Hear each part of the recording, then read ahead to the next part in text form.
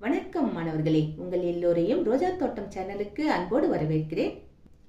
மாணவர்களே, இன்று நாம் எல்லாரும் இன்புற பாடத்தில் தரப்பட்டுள்ள மொழியை ஆள்வோம் மொழியோடு விளையாடு பயிற்சிகளுக்கான விடைகளை படிக்கலாமா? முதல்ல கேட்க, பேசுக, படித்து மகிழ்க, இந்த மாதிரி சில பயிற்சிகள் கொடுத்துருக்காங்க. இதையெல்லாம் பார்த்துக்கோங்க. அடுத்தது குறிப்புகளை கொண்டு கதை எழுதுக, இந்த மாதிரி ஒரு பயிற்சி கொடுத்துருக்காங்க. என்னென்ன குறிப்புகள் தரப்பட்டிருக்கு? நாய்க்குட்டி, குழிக்குள், கத்தும் சத்தம், முகிலன், முதலுதவி, பால், தூங்கியது, வாலாட்டியது, இந்த மாதிரியான குறிப்புகள் கொடுத்துருக்காங்க. இந்த குறிப்புகளை உபயோகப்படுத்தி நாம் ஒரு சின்ன கதையை உருவாக்க வேண்டும். முயற்சி செய்யலாமா? இதை நாம கதை மாதிரி எழுத போறோம் இல்லையா? இதற்கு ஒரு சின்ன தலைப்பை நாம் கொடுக்கலாம். என்ன தலைப்பை கொடுக்கலாம்? முகிலனும் நாய்க்குட்டியும். தலைப்பு எழுதிட்டோமா? இப்ப வாங்க சின்ன கற்பனையோட இதை நாம கதை மாதிரி கொண்டு போகணும். வசந்தவனம் ஒரு அழகான கிராமம். அந்த கிராமத்தில் தான் முகிலன் தன் தாய் தந்தையோடு வசித்து வந்தான். அன்று பள்ளி விடுமுறை என்பதால் வயலுக்கு சென்றான். அங்கே ஏதோ வினோதமான அழுகை சத்தம் கேட்டது. சத்தம் வந்த இடத்திற்கு சென்றான். நாய்க்குட்டி கத்துவது போல இருந்தது. அந்த இடத்தில் ஒரு சிறிய குழி இருந்தது.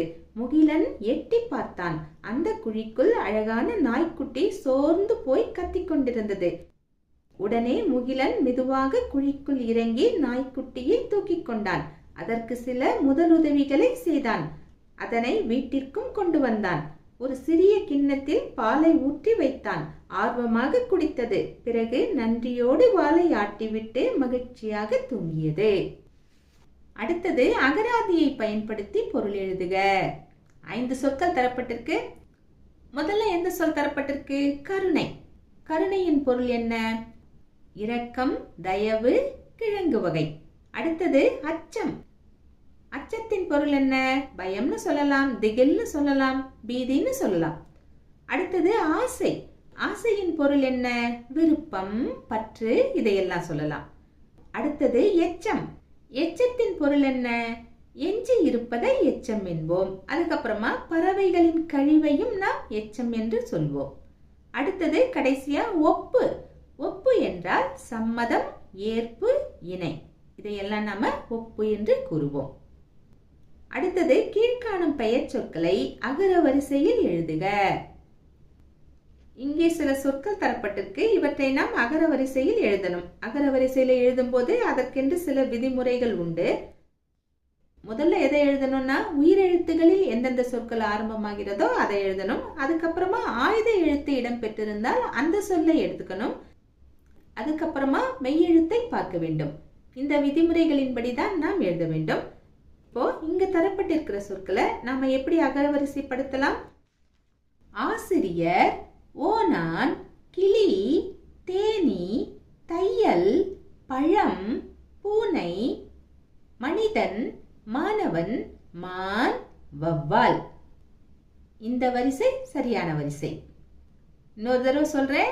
ஆசிரியர், ஓணான், கிளி, தேனி, தையல், பழம், பூனை, மனிதன், மாணவன், மான், வவ்வால். அடுத்தது கட்டங்களில் மறைந்துள்ள 4 வகை சொற்களை எழுதுக. கீழே ஒரு அட்டவணை இருக்கு. அந்த அட்டவணையில சொற்கள் சில தரப்பட்டிருக்கு. நாம அது எந்தெந்த சொற்கள் அப்படிங்கறத பார்த்து எழுதணும். எடுத்துக்காட்டுக்கு குமரன் பெயர் சொல்னு கொடுத்துருக்காங்க பாருங்க. கீழே குமரன் எங்க இருக்காரு? முதல்லயே இருக்கார் பாருங்க. மேலிருந்து கீழே பாத்தீங்கன்னா குமரன் வராரு. குமரன் என்பது பெயர் சொல். இதே மாதிரி மற்றவைகளை நாம் எழுத வேண்டும். மாநகரம், இது உரிச்சொல். அதுக்கு அடுத்த வரியில பேருந்து, இது என்ன சொல்? பெயர் சொல். உருப்பசி என்பதும் உரிச்சொல். என்பது இடைச்சொல். மற்ற என்பது இடைச்சொல். ஐ என்பதும் இடைச்சொல். செய்தான் என்பது வினைச்சொல். நடக்கிறாள் என்பதும் வினைச்சொல். இங்க அட்டவணையில குறிச்சு காட்டியிருக்கோம். வீடியோவை பாஸ் பண்ணி நீங்களும் சரியான முறையில குறிச்சுக்கோங்க.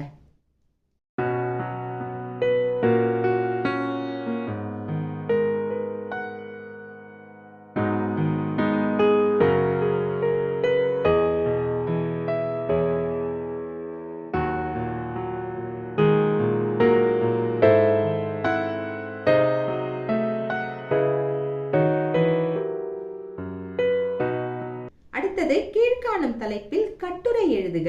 என்ன தலைப்பு கொடுத்திருக்காங்க? அறம் செய்ய விரும்பு. கட்டுரை நாம் எப்படி எழுதணும்?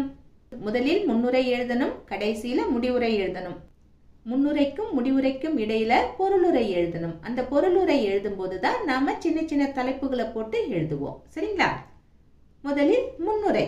அறம் என்ற ஒற்றை சொல்லில் அடங்கியுள்ள பொருள் மிக பரந்தது. நீதி, நேர்மை, தர்மம், ஒழுக்கம் என அதற்குரிய பொருளை சொல்லிக்கொண்டே போகலாம். ஒரு வரியில் சொல்ல வேண்டுமென்றால் நல்லவை செய்தலும் அல்லவை செய்யாமல் இருத்தலும் அறம் எனப்படும். அத்தகைய அறத்தை பற்றி இக்கட்டுரையில் காண்போம்.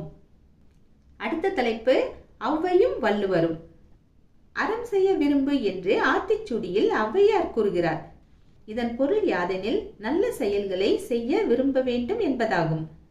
திருக்குறளில் அறத்திற்கு 38 அதிகாரங்களும் அதிகாரத்திற்கு 10 குறள்கள் வீதம் 380 திருக்குறள்களும் உள்ளன. அடுத்த தலைப்பு அறத்தின் அவசியம். தற்காலத்தில் அறம் என்பது கொஞ்சம் கொஞ்சமாக தேய்ந்து போனது. இந்நிலை நீடித்தால் இருள் சூழ்ந்த சமுதாயத்தில் வாழ நேரிடும். சமூக வலைத்தளங்கள் மனிதர்களின் வாழ்க்கையை வெகுவாக மாற்றிவிட்டன. நமக்கு அறத்தின் அவசியத்தை நினைத்து பார்க்க கூட நேரமில்லை. நாம் அறத்தின் அவசியத்தை உணர வேண்டிய கட்டாயத்தில் உள்ளோம். அடுத்த தலைப்பு அறம் என்னும் அமுத சுரபி. அறம் என்ற உணர்வு அமுத சுரபி போன்றது. அறம் செய்ய செய்ய அற உணர்வு நம்மிடம் சுரந்து கொண்டே இருக்கும். ஈதலால் உருவாகும் இன்பத்தை அனுபவித்தால் மட்டுமே உணர முடியும். ஈத்துவக்கும் இன்பம் அறியார்கொள் என்ற திருக்குறளில் வள்ளுவர் என்ன கூறுகிறார் தெரியுமா?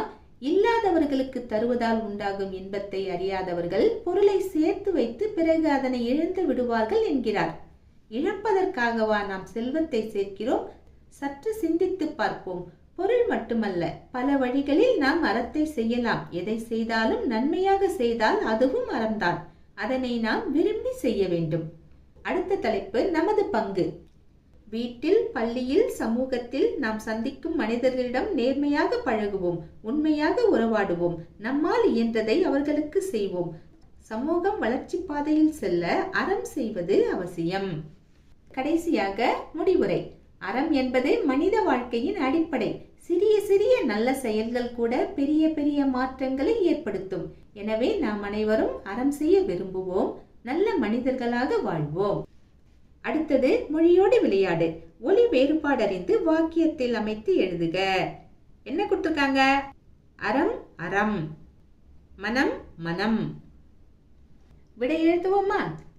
முதலில் அறம் எப்படி எழுதலாம்? தச்சர் அறத்தால் மரத்தை அறுத்தார். அடுத்தது அறம். அறம் செய்ய விரும்பு என்கிறது ஆத்திச்சூடி. அடுத்தது மனம். இல்லாதவர்களுக்கு உதவி செய்யும் மனம் வேண்டும்.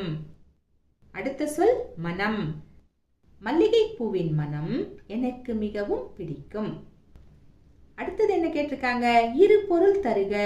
எடுத்துக்காட்டுக்கு 6 கொடுத்திருக்காங்க. அதற்கு இரு பொருள் என்ன கொடுத்திருக்காங்க? நதி என்பது ஒரு பொருள், எண் என்பது ஒரு பொருள். இதே மாதிரி மீதமுள்ளவைகளை நாம் செய்ய வேண்டும். முதல்ல என்ன இருக்கு? திங்கள். திங்கள் என்றால் மாதம் என்பது ஒரு பொருள், சந்திரன் என்பது இன்னொரு பொருள். அடுத்தது ஓடு. ஓடு என்றால் ஓடுதல் என்பது ஒரு பொருள், ஓடுகள் என்பது இன்னொரு பொருள். அடுத்தது நகை. நகை என்றால் நகைத்தல் என்பது ஒரு பொருள், அதாவது புன்னகை. அணிகலன் என்பது இன்னொரு பொருள். அடுத்து என்ன கேட்டிருக்காங்க? கட்டத்தில் உள்ள சொற்களை கொண்டு தொடர்கள் உருவாக்குக. பொறுத்துக மாதிரி இதை நாம பொருத்தினால் போதுமானது. கீழே எடுத்துக்காட்டு கொடுத்துருக்காங்க பாருங்க. மாலையில் விளையாடுவோம் இப்படி கொடுத்துருக்காங்க இல்லையா? இந்த மாதிரி நாமளும் தொடர் அமைக்கணும். மாலையில் விளையாடுவோம், பிறருக்கு உதவி புரிவோம், பெரியோரை வணங்குவோம், நூல் பல கற்போம், உடற்பயிற்சி செய்வோம், அதிகாலையில் எழுவோம். அடுத்தது செயல் திட்டம் தரப்பட்டிருக்கு. முதல்ல என்ன கேட்டிருக்காங்க? நீங்கள் சேவை செய்ய விரும்பும் பணிகளை பட்டியலிடுக. நீங்க சேவை செய்யணும்னு விரும்புறீங்க. அப்படி செய்யணும்னா எந்தெந்த சேவையெல்லாம் செய்வீங்கன்னு பட்டியலிடணும். முயற்சி செய்யலாமா? நான் பள்ளி வளாகத்தில் உள்ள மரம், செடி, கொடிகளுக்கு தண்ணீர் ஊற்றுவேன், பள்ளி வளாகத்தை தூய்மையாக வைத்திருக்க உதவுவேன், மெதுவாக கற்கும் மாணவர்களுக்கு பாடம் கற்பிப்பேன், கரும்பலகையில் தினமும் ஒரு பொன்மொழியை எழுதி அதனை விளக்குவேன், என் வீட்டுக்கு அருகே உள்ள முதியவர்களுக்கு தேவையான உதவிகளை செய்வேன், பொது சுகாதாரம், நோய் தடுப்பு போன்றவைகளை பற்றிய விழிப்புணர்வை ஏற்படுத்துவேன். சாலை பாதுகாப்பு விதிகளை பற்றிய விழிப்புணர்வையும் ஏற்படுத்துவேன். இது இல்லாம வேறு எந்தெந்த சேவைகளை செய்யலாம் அப்படின்னு உங்களுக்கு தோணுதோ அதையெல்லாமும் எழுதலாம். அடுத்தது இரண்டாவதா என்ன கேட்டிருக்காங்க? உயர்ந்த குறிக்கோளை அடைந்து வெற்றி பெற்ற சாதனையாளர்கள் தொகுப்பு ஒன்றை உருவாக்குக. நிறைய சாதனையாளர்கள் இருக்காங்க. ஒரு சிலரை மட்டும் வரிசைப்படுத்துவோமா? Helen Keller, doctor APJ Abdul Kalam, John Pennycuick, Marie Curie, அன்னை Teresa, Albert Einstein, Malala Yousafzai, Kailash Satyarthi, Ratan Tata, PT Usha, Viswanathan Anand, Sundar Pichai. இவங்க எல்லாமே குறிக்கோளை அடைந்து வெற்றி பெற்ற சாதனையாளர்கள் தான். இவங்க மட்டும் இல்ல, இன்னும் நிறைய பேர் இருக்காங்க. நீங்க கொஞ்சம் தேடி பார்த்தால் உங்களுக்கு கிடைக்கும். சரிங்களா மாணவர்களே? இன்று நாம் மொழியை ஆள்வோம், மொழியோடு விளையாடு பயிற்சிகளுக்கான விடைகளை பார்த்தோம். நாம் வேறு பாடத்தோடு மீண்டும் சந்திக்கலாம். டாடா, பாய்.